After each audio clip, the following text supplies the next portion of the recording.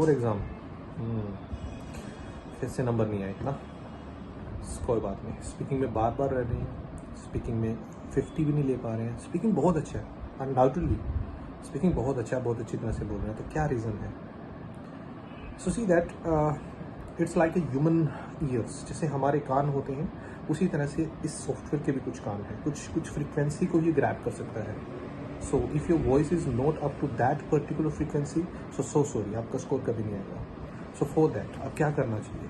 You can do that, yes, you have to manipulate your voice, आपको थोड़ा सा changes करना होगा, and you can get a very good score in PTE। So for that just send me your particular audio, मुझे अपनी audio भेजिए पूरे mock test की, और after that I will just evaluate कि कहाँ पर क्या आपको करना चाहिए। So I feel that next exam you will get a very good score. Have a nice day, bye. Well, basically just hitchhiking on the point. If you look at the customers of the Wall Street Journal, the basically financial news, financial people here are people who rely on sound, valid and timely data to make investment decisions. They look at things and track trends in the industry, worrying about things like profit maximization. If they even suspected that political issues or ideological issues from the editorial page were going to start affecting the flow of valid financial information, if they even thought that ideological issues were going to affect their ability to understand investments and make sound decisions, they'd get very upset.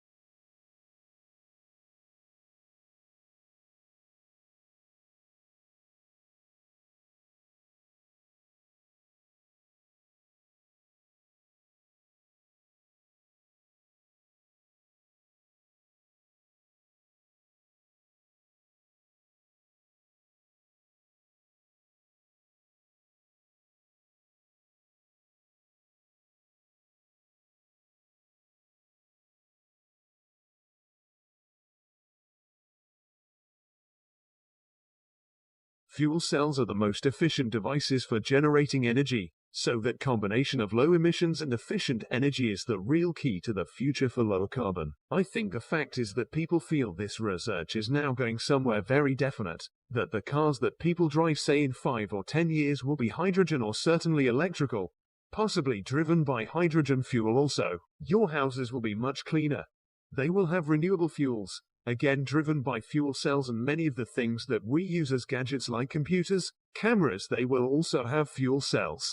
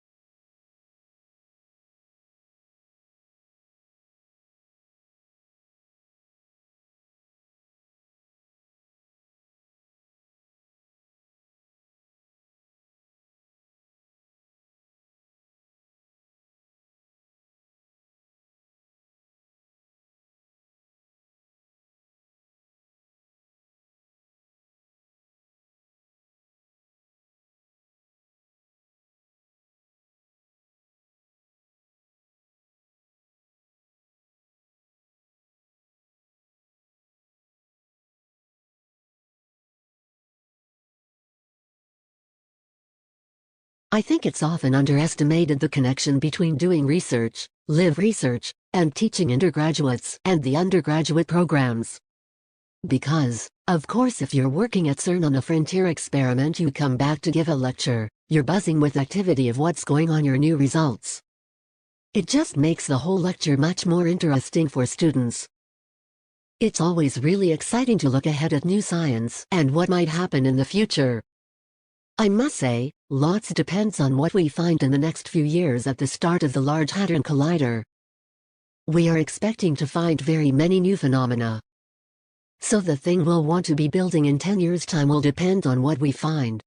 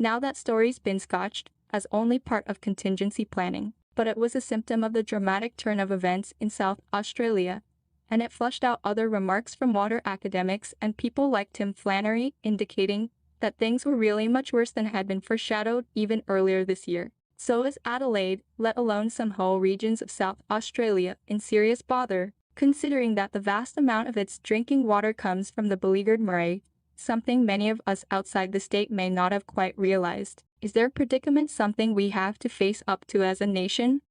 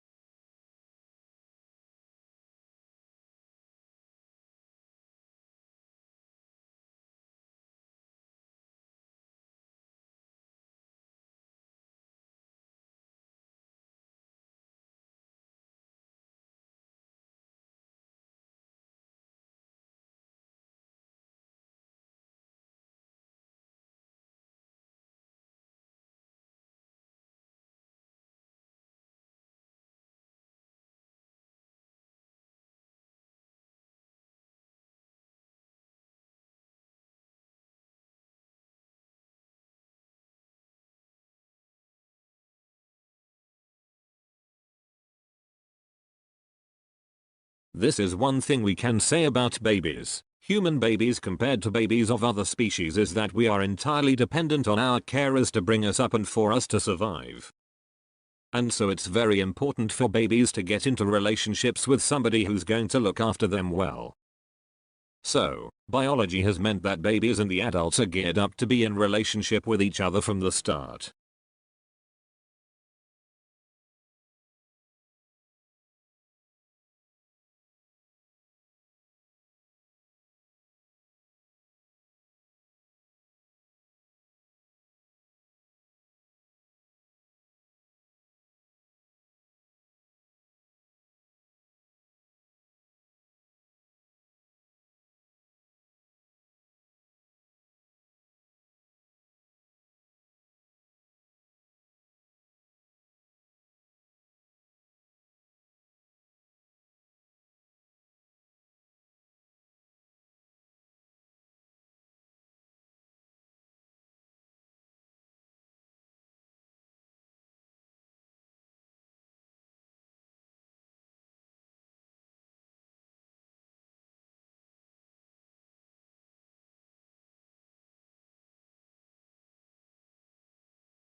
The question that most people want to ask at this point is, how do we speed up the transition?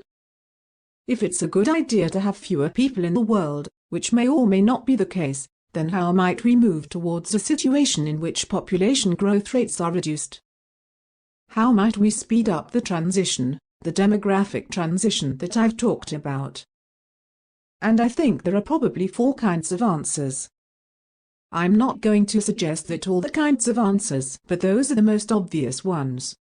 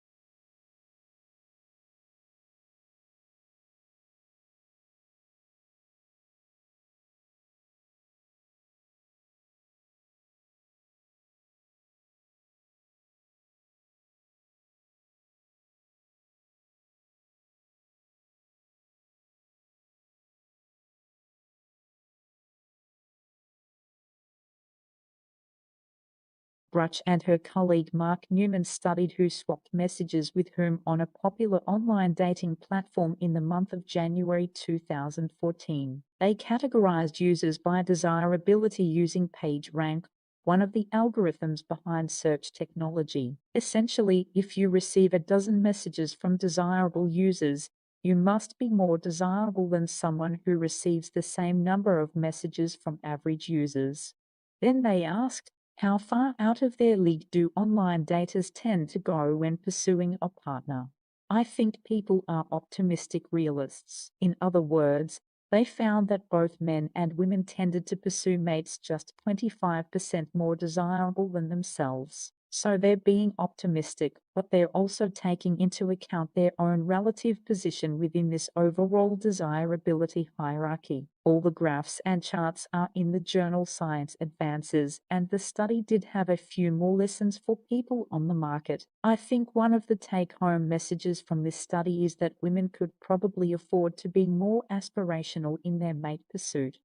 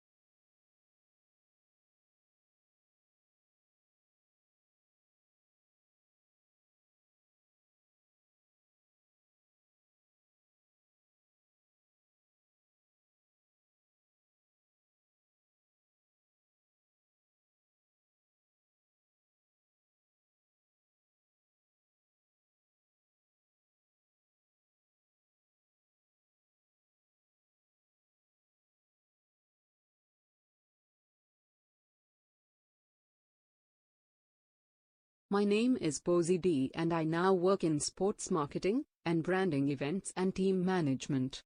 We work with big brands. I work with a shoe company, and we work with a team of young people across Europe who are all professional surfers, snowboarders, BLANKSers. And we send them on trips. We organize adverts, we organize magazine shoots, and try and create an image around the shoe brand. I've come from quite an unconventional background. I was a professional snowboarder myself for 3 or 4 years, full-time. So I'm not used to sitting in an office, I'm not used to going to work every day. And still I've only been doing this job for a year, and sometimes I'm like, oh God, have to go to work again, that's ridiculous. But it's always different, so it's fine. And some weeks it's quite quiet, other weeks it's totally full on and really challenging.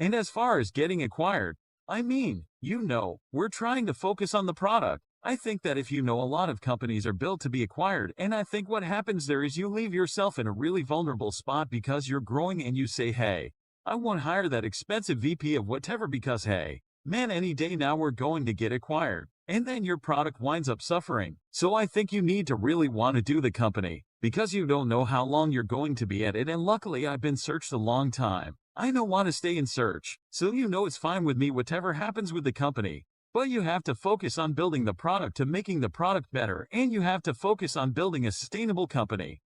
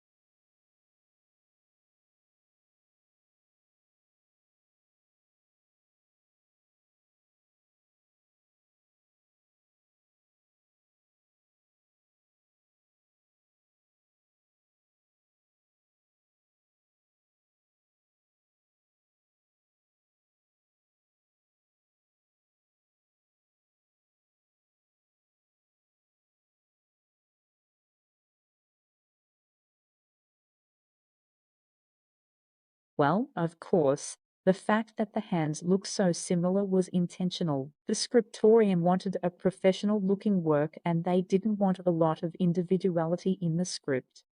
So, the primary objective of the original's writing in this manuscript was to make it look identical. As a matter of fact, because scribes are different people and they have different hand-eye coordination and different habits, they ended up producing something that was slightly different, which is not easy to tell to someone who hasn't been staring at the manuscript for a while.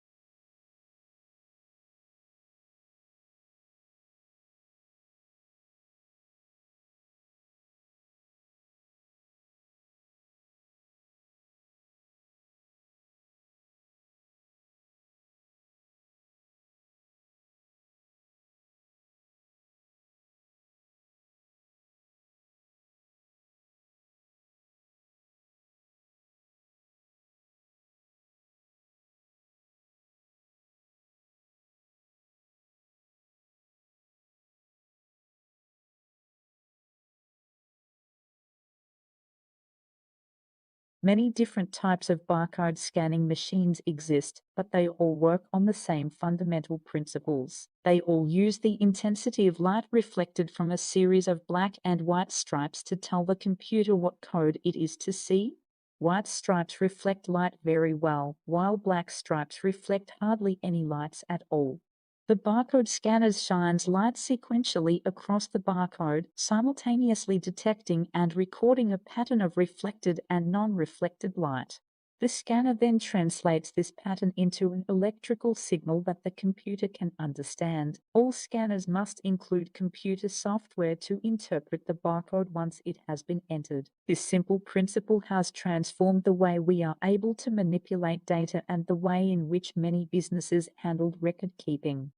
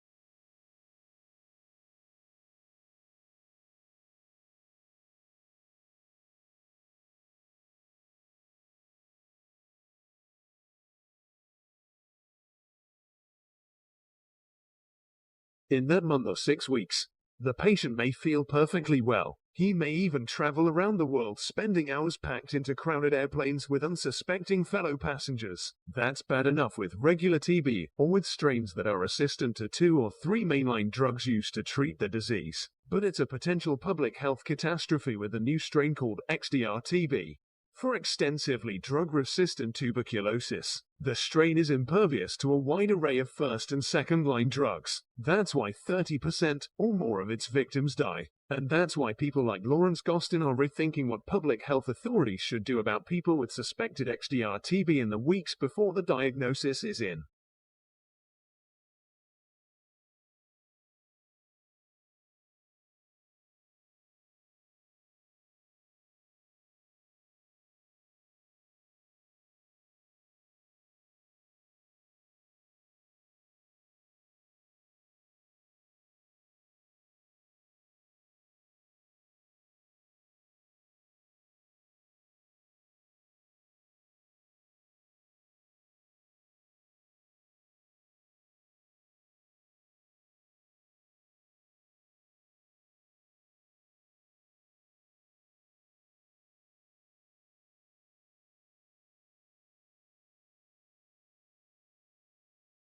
Okay, see, the thing is that I've had a look at the peer reviews about the funding application, which you suggested that I do.